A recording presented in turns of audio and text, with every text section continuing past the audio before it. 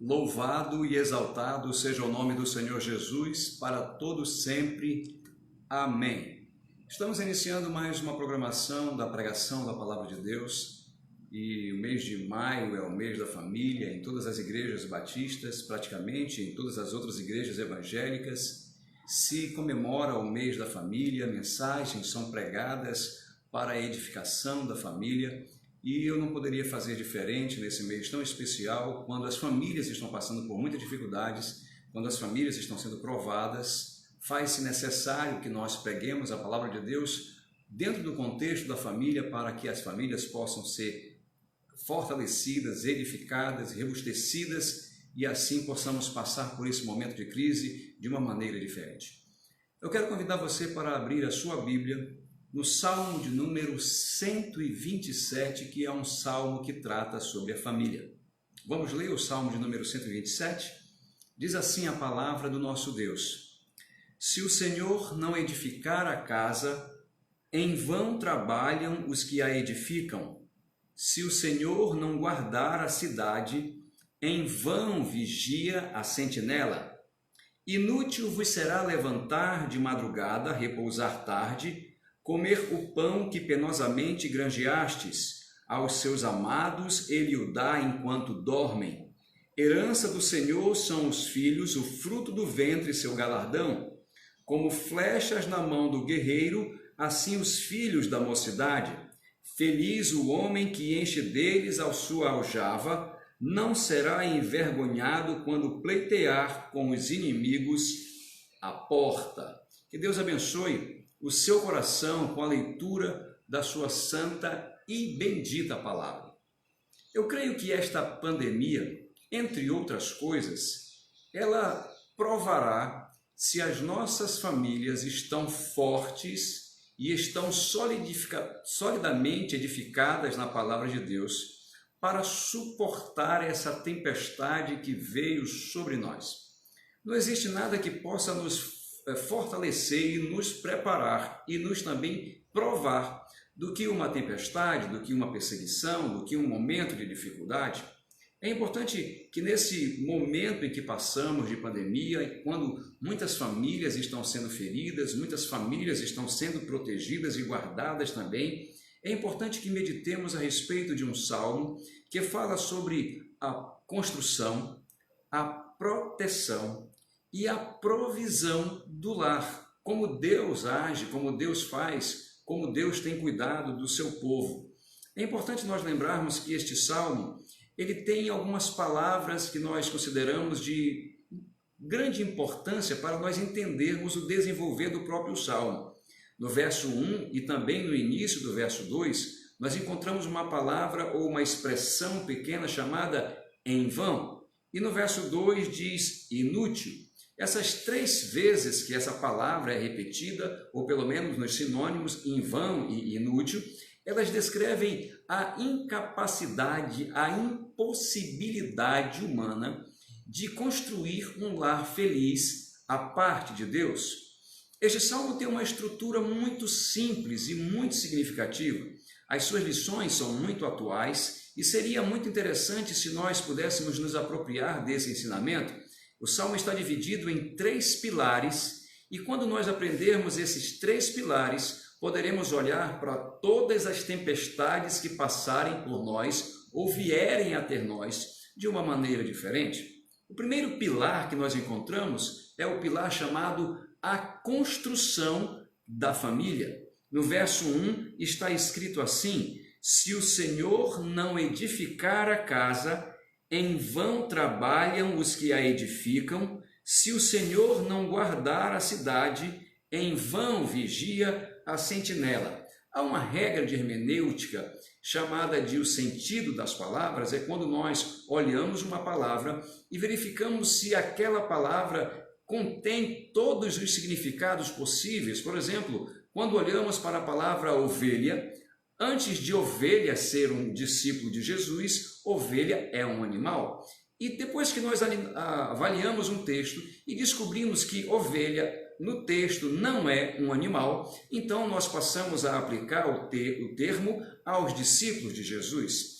Nesse texto, a palavra casa se o Senhor não edificar a casa. Essa palavra é significativa, porque o termo casa na língua hebraica não é apenas uma construção, é a mesma palavra para família, para dinastia. E os princípios para se construir um prédio, um edifício, também são os mesmos princípios para se construir uma casa. E é importante para nós aprendermos isso. É importante também que esse texto nos diz que é impossível para o homem construir uma casa à parte de Deus, porque ele é o criador da família, ele que tem o projeto da família, ele que produz e possui os materiais apropriados para a construção da família.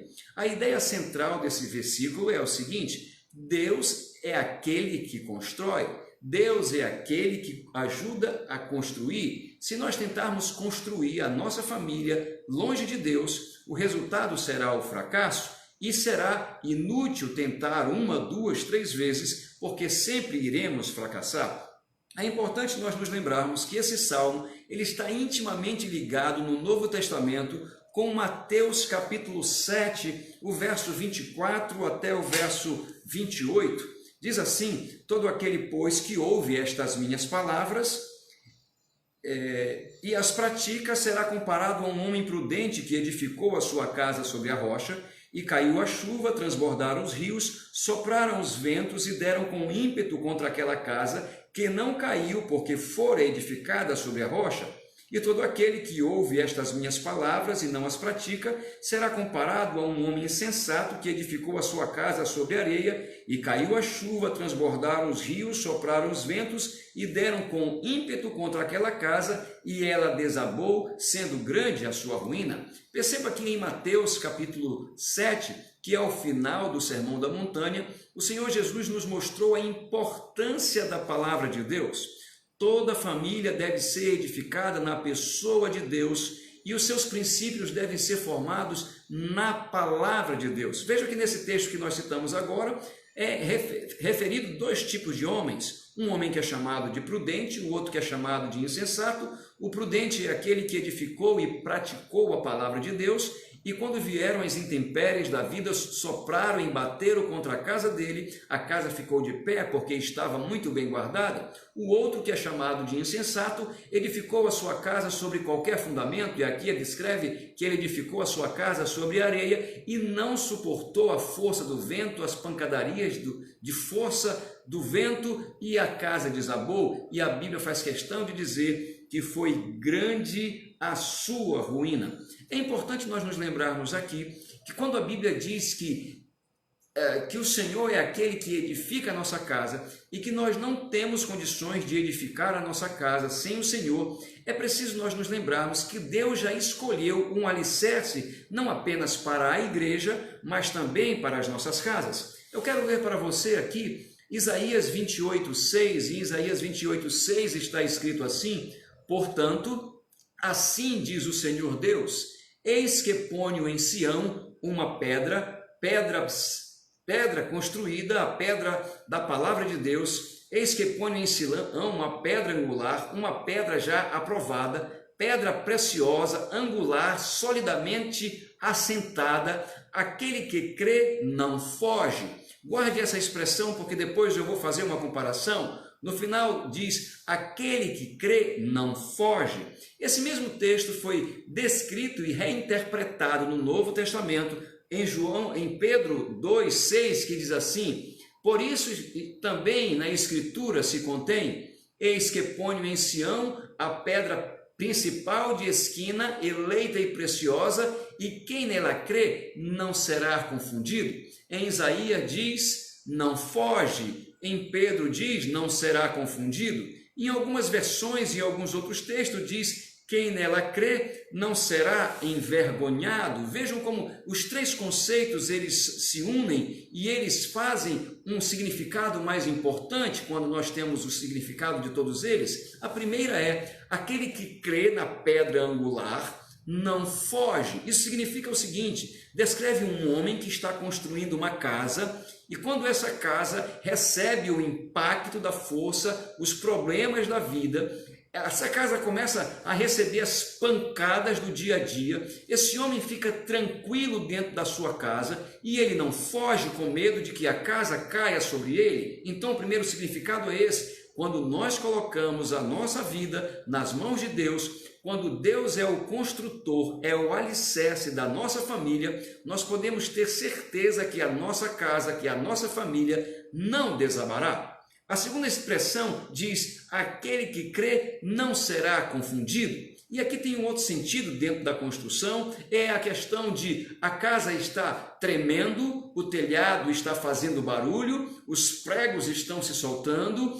começa a trincar as paredes e o homem que não tem certeza dos materiais que foram utilizados na construção da sua casa, se ele mesmo não foi aquele que construiu em Deus a sua casa, ele ficará em dúvida. Será que a minha casa vai suportar? Será que a minha família vai suportar? Não é melhor eu fugir ou é melhor eu ficar? Vejam como aqui há um conceito diferente, mas o significado é praticamente o mesmo. Aquele que crê em Deus, aquele que confia em Deus, aquele que faz de Deus o alicerce da sua vida, ele não foge, ele tem certeza que a sua casa não desabará, mas aquele que não crê em Deus, ele fica confundido, ele vê os problemas, ele diz: eu não sei se suporta, eu sei se suporta, ele está confundido. Mas ainda também um outro sentido é: não será envergonhado. Não será envergonhado descreve o sentido do texto de Mateus, de um homem ou das pessoas da comunidade passarem pela frente da casa desabada de um homem e dizer para ele: como esse homem é louco, como esse homem foi insensato, como é que ele usou material de última qualidade, de qualidade inferior, para construir a sua casa? Que homem seria capaz de construir uma casa com material sem qualidade e colocar a sua família dentro e colocar a sua própria vida em risco? Então isso seria uma vergonha muito grande para um construtor ver uma de suas obras destruídas pela força do vento, porque não tinha os materiais adequados para resistir a essas intempéries. Quando a Bíblia diz: se o Senhor não edificar a casa, está dizendo que a única casa, ou que somente as casas que são edificadas em Deus, irão suportar as tentações, irão suportar as dificuldades, os problemas, as intrigas, as invasões que muitas vezes o mundo quer, as atitudes malignas de Satanás, e essa casa não será envergonhada, ela não será confundida, e os seus habitantes não precisarão fugir dela. É importante que todos nós creiamos que Deus é aquele e é o único capaz de sustentar as nossas casas. O segundo pilar desse salmo, ele descreve a provisão da casa. O salmista disse: inútil vos será levantar de madrugada, repousar tarde, comer o pão que penosamente granjeastes, aos seus amados ele o dá enquanto dormem. Vejam só como parece muito contraditória essas duas expressões. Primeiro, dizer que é inútil acordar cedo, é inútil levantar tarde ou trabalhar até tarde, porque Deus dá aos seus amados enquanto dormem. Parece que há uma contradição, mas é apenas uma aparente contradição. Eu quero lembrar você o que nos ensina o provérbio de número 6, verso 6. Vai ter com a formiga, ó preguiçoso, olha para os seus caminhos e ser sábio. Em nenhum lugar nas Escrituras Deus aprova a preguiça ou louva a preguiça. Então, de forma alguma, nós podemos interpretar que aqui está a atitude de um homem preguiçoso que confia em Deus e que fica dormindo o dia inteiro. Não é isso que o salmista está querendo dizer. E tampouco é importante nós nos lembrarmos de 2 Tessalonicenses 3,10, quando o apóstolo Paulo deu uma orientação muito séria para a igreja, porque quando ainda estávamos convosco, vos mandamos isto, que se alguém não quiser trabalhar, não coma também. O apóstolo Paulo foi muito claro, foi muito direto com os irmãos da igreja. Se tem alguém que está querendo se aproveitar dos outros irmãos, se ele não quer trabalhar, se ele não quer ajudar, então essa pessoa não pode também comer, ele não deve participar do alimento. todos devem trabalhar, todos devem fazer o seu melhor e, fazendo o seu melhor, devem trazer o sustento para si e também para os necessitados. Então, como é que nós interpretamos a expressão aos seus amados ele dá enquanto dormem? É preciso analisar o texto do ponto de vista de uma comunidade agrícola. Todos os homens de uma comunidade agrícola sabem que precisam arar a terra e plantar a sua semente durante o dia, e depois, quando é a noite, depois de um dia de descanso, eles esperam que Deus mande a chuva para poder fazer germinar a semente. É importante nós nos lembrarmos que esse texto foi escrito dentro de um contexto judaico, aonde a terra é muito seca e aonde a chuva durante o dia é muito escassa, mas também é importante nós nos lembrarmos que durante a noite a terra fica muito fria, e é exatamente dentro do contexto que esse texto aqui se encaixa muito bem. Eu vou mostrar isso através de uma parábola que o Senhor contou, para mostrar que realmente esse é o significado certo. Em Mateus capítulo 13, verso 24 e 25, quando a Bíblia descreve a parábola do trigo e do joio, o Senhor Jesus nos ensinou algo interessante que podemos nos apropriar para esse significado. Diz assim: propôs-lhe outra parábola, dizendo: o reino dos céus é semelhante ao homem que semeia boa semente no seu campo, mas, dormindo os homens, veio o seu inimigo e semeou o joio no meio do trigo e retirou-se. Vejam só como aqui descreve exatamente o significado do salmo. Um homem semeou boa semente no seu campo, e depois de ter semeado essa semente no seu campo, os seus trabalhadores foram dormir, foram descansar. E aí, o restante da parábola não é importante agora, mas é apenas para nós entendermos o que significa: aos seus amados ele dá enquanto dormem. Depois de um dia de trabalho, depois do cristão fazer a sua parte, do crente fazer a sua parte, então ele pode confiar de que Deus provê o sustento para ele. É importante nós nos lembrarmos que o Salmo aqui descreve uma hipérbole, é um exagero. Aos seus amados ele dá enquanto dormem, significa que Deus provê todas as coisas para aqueles que o amam, que trabalham, que obedecem aos seus princípios e que confiam nele. Eu quero lembrar ainda o Salmo de número 37:5, quando o salmista disse: fui moço e agora sou velho, mas nunca vi desamparado o justo, nem a sua semente a mendigar o pão. Em outras palavras, o trabalho duro é compensado pela graça de Deus. Quanto mais dedicado a Deus você for, quanto mais compromissado com o trabalho você for, assim Deus diz: meu filho, você pode trabalhar, faça a sua parte, que eu vou fazer a minha. Dentro desse contexto ainda de que Deus é o provedor, nós temos Mateus capítulo 6, verso 31 a 34, que diz assim: não andeis, pois, inquietos, dizendo: que comeremos, ou que beberemos, ou com que nos vestiremos? Porque todas estas coisas os gentios procuram. De certo, vosso Pai Celeste bem sabe que necessitais de todas estas coisas. Mas buscai em primeiro o reino de Deus e a sua justiça, e todas estas coisas vos serão acrescentadas. Não vos inquieteis, pois, pelo dia de amanhã, porque o dia de amanhã cuidará de si mesmo. Basta cada dia o seu próprio mal. Dentro dessa explicação, o que Deus estava dizendo é: muito melhor do que ficar ansioso é trabalhar. Muito melhor do que ficar ansioso é confiar em Deus.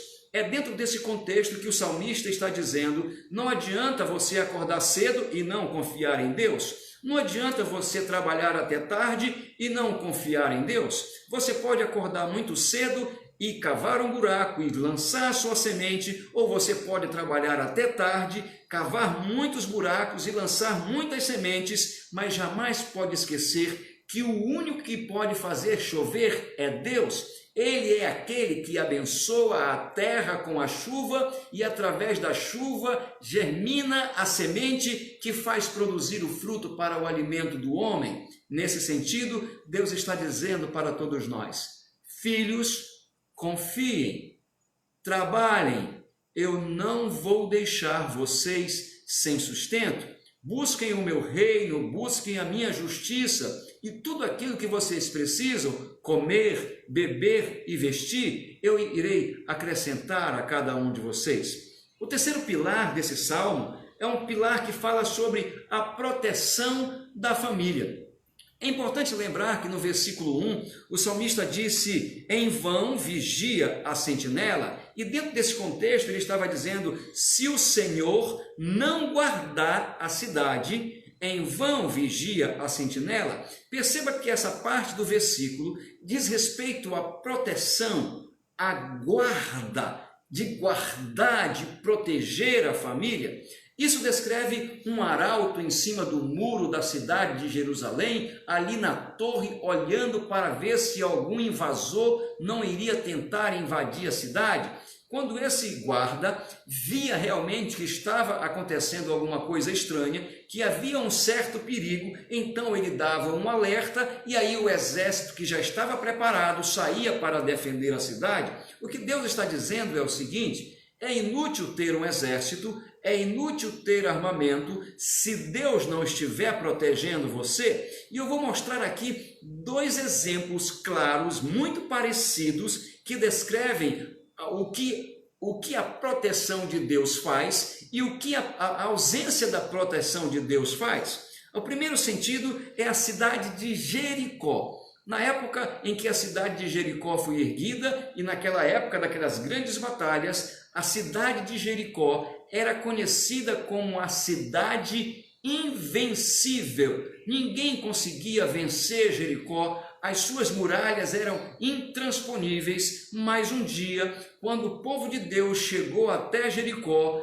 as muralhas de Jericó caíram, elas não puderam ficar de pé, porque Deus não estava guardando Jericó, pelo contrário, Deus estava junto de Israel. O segundo exemplo que eu quero dar para você a respeito do significado da proteção de Deus, nós encontramos no Salmo de número 46, Deus é o nosso refúgio e fortaleza, socorro bem presente na tribulação. Se vocês lembram desse salmo, quando vocês chegam lá no finalzinho do salmo, está escrito assim, aquietai-vos e sabei que eu sou Deus, sou exaltado entre as nações, sou exaltado sobre a terra. Esse salmo, o salmo de número 46, ele está linkado com Isaías 36. E em Isaías 36, você encontra o cerco de Judá por Senaqueribe, o rei da Assíria. Quando você vai até Isaías 36, você encontra uma afronta muito grande. O rei assírio mandou um de seus servos chegar lá com o rei Ezequias e afrontar o Deus de Israel. Ele disse algumas coisas bem parecidas com essa, eu já tenho destruído as outras nações, e como é que você acha que eu não vou destruir também a sua cidade? Você acha que o seu Deus vai livrar vocês, se os deuses das outras nações não puderam livrá-las? O rei Ezequias ficou muito assombrado naquela ocasião, ele foi para o templo, e aí ele se dobrou diante de Deus, pegou a carta que o rei da Assíria tinha mandado como uma afronta, ele clamou a Deus, pediu a ajuda de Deus, e aí apareceu para o rei o profeta Isaías. O profeta Isaías foi então, deu uma palavra para o rei, e quando o profeta Isaías ia saindo do palácio, Deus mandou o profeta Isaías voltar lá com o rei Ezequias e dizer para ele que ele iria proteger a Judá, que o povo de Deus não seria destruído. E é impressionante como isso aconteceu. Isso aconteceu de uma forma gloriosa, de uma forma poderosa. No capítulo 37, no verso 36 está escrito assim: então saiu o anjo do Senhor e feriu no arraial dos assírios a 185.000 deles, e quando se levantaram pela manhã cedo, eis que todos estes eram corpos mortos. Um anjo de Deus, enviado por Deus, foi até o arraial dos assírios e matou 185.000 soldados numa noite. Quando a Bíblia descreve lá no Salmo de número 46, que o salmista está abismado com o que Deus fez, aquietai-vos e sabeis que eu sou Deus, sou exaltado entre as nações, sou exaltado sobre a terra, ele está descrevendo a grande vitória, a grande proteção e o grande poder que Deus mostrou para guardar a Israel. Mas esse salmo não está descrevendo esse tipo de proteção. Mesmo que o salmo fale sobre uma proteção geral, ele está falando sobre um tipo de proteção específica que também só Deus poderia dar. É uma lição bem simples. Deus cuida dos seus filhos, Deus cuida do seu povo. E como é que isso acontecia no início, lá na época do salmista? Como é que Deus mostrava a sua proteção, a sua segurança? O salmista diz como é que Deus fazia. Ele diz: herança do Senhor são os filhos, o fruto do ventre seu galardão. Como flechas na mão do guerreiro, assim são os filhos da mocidade. Feliz o homem que enche deles a sua aljava, não será envergonhado quando pleitear com os inimigos à porta. Então aqui a proteção de Deus é dada através dos filhos. Quanto mais filhos homens um homem tinha, mais próspero ele tinha possibilidade de ser, porque eram mais homens para pegar na enxada, ele não precisaria pagar empregados, e eram homens que trabalhavam duro para a prosperidade do próprio lar, mas também eram homens que iriam pegar na espada para proteger a dignidade da casa. O texto diz que ele não ficaria envergonhado quando pleiteasse com os inimigos à porta. A porta é uma referência ao tribunal da cidade. Digamos que por um acaso alguém chegasse com Jacó e dissesse para Jacó: olha, Jacó, eu vou processar você por alguma coisa que você fez. Você é um homem justo, você é um homem digno, você é um homem desonesto e eu vou acabar com você lá no tribunal. E se Jacó fosse sozinho, ele seria intimidado. Mas a música diz que pai Jacó tinha 12 filhos. 12 filhos tinha pai Jacó, sem contar as filhas. Mas é importante que os 12 filhos de Israel, todos eles poderiam chegar com os braços cruzados, todos eles armados, e diziam: o que você falou do nosso pai? Você disse que vai fazer o que com o nosso pai? Você disse que ia humilhar o nosso pai? E de repente o inimigo olharia e diria: não, eu acho que o seu pai entendeu errado, não foi isso que eu estava querendo dizer, eu não quero confusão com o seu pai, porque o seu pai está muito bem guardado, ele está muito bem protegido. E nesse sentido é que Deus estava dizendo que Deus dava filhos à esposa desse homem, e através desses filhos vinha a proteção do lar. Quem nos guarda é o Senhor. É por isso que dentro do contexto antigo, uma mulher que não podia ter filhos, ela era desprezada pela sociedade, ela se sentia oprimida e muitas vezes isso era tido como uma grande maldição. Quanto mais filhos homens um homem possuía, muito mais isso significava prosperidade e proteção. Gente para trabalhar no campo e gente para lutar nas batalhas. Lembre-se da figura de Abraão, quando Deus chegou com Abraão e disse para ele: Abraão, eu vou fazer de ti uma grande nação, eu vou abençoar os que te abençoarem, eu vou amaldiçoar os que te amaldiçoarem, e em ti serão benditas todas as famílias da terra.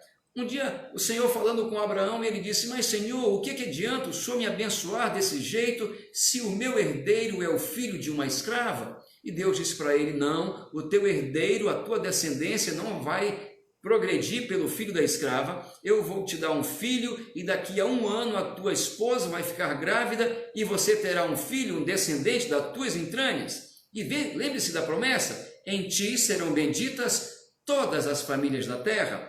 Apareceu Isaac, e de Isaac veio Jacó, e de Jacó vieram as tribos de Israel, e de uma das tribos de Israel, da tribo de Judá, veio Jesus, e em Jesus veio a salvação, a possibilidade de perdão e a abertura da graça de Deus sobre toda a humanidade.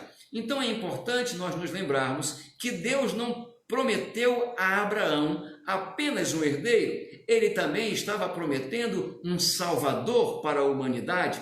É Cristo que nos guarda, é Cristo que nos protege, Ele é aquele que nos guarda de todo o mal. Vocês lembram das palavras do próprio Senhor Jesus orando ao Pai? Ele disse: Pai, daqueles que tu me destes, nenhum deles se perdeu, exceto o filho da perdição, para que se cumprisse as Escrituras. Sabe quantos filhos de Deus, lavados e remidos pelo sangue de Jesus, se perderão? Nenhum deles. Sabe quantos deles serão arrebatados das mãos de Jesus por Satanás? Nenhum deles. Sabe quantos crentes irão morrer antes da hora determinada por Deus? Nenhum deles. Nós estamos guardados, nós estamos protegidos, e o Senhor Jesus diz que Ele conhece as suas ovelhas, Ele dá a vida eterna para elas, jamais perecerão e ninguém as arrebatará das mãos dele. Em outras palavras, nós nunca tivemos tão protegido como nos dias de hoje, como também já tivemos no passado. A proteção de Deus é permanente para o seu povo,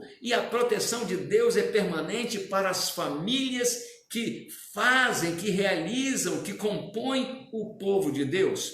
Deus havia prometido um Salvador para a humanidade, que é Jesus, aquele que salva e aquele que protege todo aquele que crê. São três os pilares desse salmo. O primeiro pilar é a construção do lar feliz. Se o Senhor não edificar a casa, em vão trabalham os que a edificam. O segundo pilar é o sustento do lar feliz, ou a provisão do lar feliz. Deus abençoa. Se nós trabalharmos duro, se nós trabalharmos honestamente, se nós trabalharmos sério, aos seus amados Ele dá enquanto dorme. Isso é, Ele proverá o sustento para os seus filhos. E o terceiro pilar é a proteção do lar feliz. Ele nos dá filhos, e na ausência dos filhos, dentro do nosso contexto de hoje, o anjo do Senhor continua acampando ao redor daqueles que o temem e o livra. Ele é o Senhor Jesus. Esse salmo, ele fala sobre o maior patrimônio que um homem pode ter na terra. E esse patrimônio é a família. A sua família é um presente de Deus. Se você está com dificuldade para edificar a sua família, peça ajuda de Deus. Ele tem todo o interesse em ajudar você. Ele sabe como construir, ele sabe como provisionar, ele sabe como proteger. Deus em Cristo tem toda sorte de bênção para a sua vida. Ele tem interesse em ajudar você. Você não precisa ficar preocupado se a sua casa vai desabar, se você vai ficar confundido ou se a sua casa será envergonhada. Se você fizer Deus o alicerce da sua vida, se você fizer da palavra de Deus o projeto, o pináculo da sua vida, se fizer dele o alicerce que sustenta a sua casa, é impossível que ela caia. E dentro desse contexto, é importante também que nos lembremos